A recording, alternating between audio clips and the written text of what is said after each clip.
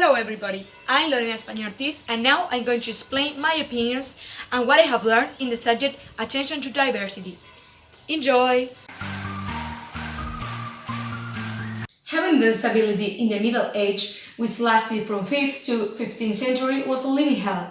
It was thought that these deficiencies were caused by paranormal phenomena, believing that these people were possessed by demons or simply by divine punishment, as we can observe in this photo.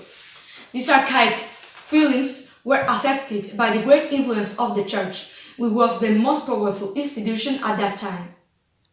This may sound crazy, but we also must remember that some people were burnt alive just because they had different opinions from the leaders. Like that.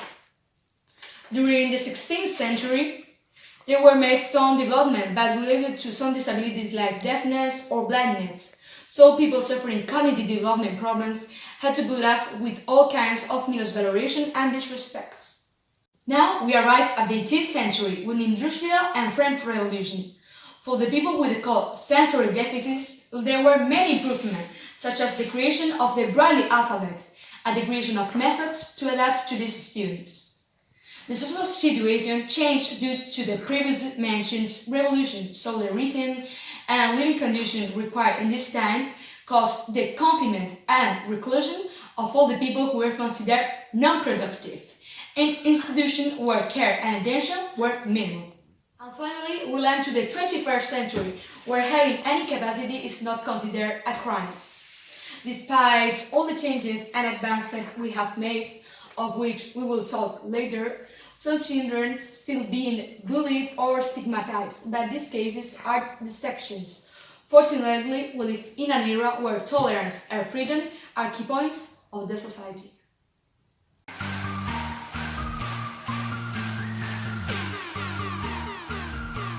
Attention to diversity has traversed a long path through the decades. First of all, it was introduced as a concept in 1990 with the creation of the LOCSE, which included some measures such as the creation of the concept of children with educational special needs or the establishment of integrational educational programs. But in my opinion, all these measures were created at a very surface scale that didn't produce any significant transformations. It is not until we arrive to 2006 where we can observe some important changes with the creation of the law. This law included some concepts that were very important to diversity, such as normalization and inclusion principles. The law also expanded the range of students studied, considering also students who were gifted or with difficult or social and cultural backgrounds. And finally, we are in 2013 with the founding of the LONCE. This law included a concept that, in my opinion, was essential to the consolidation of attention to diversity as a pillar in education. I am referring to the Plan of Attention to Diversity, which included some specific measures that must be taken into account to articulate an adequate answer to this type of students. It included countless things, such as guidelines, procedures, or information about who should apply these methods.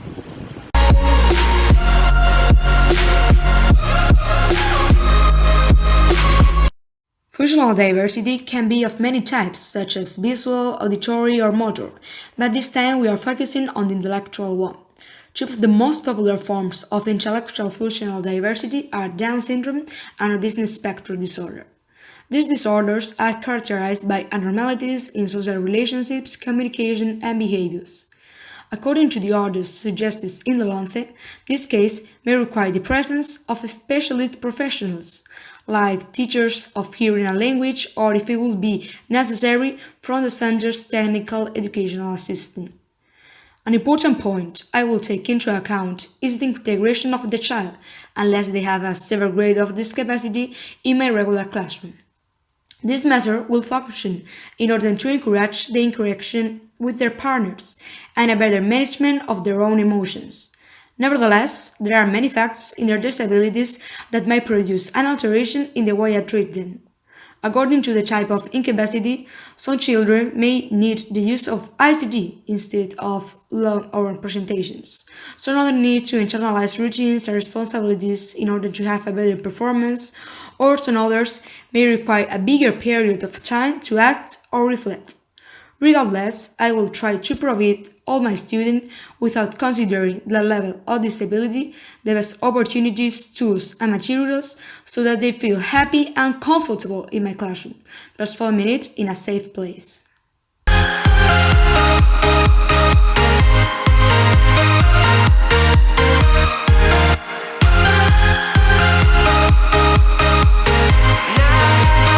My mark?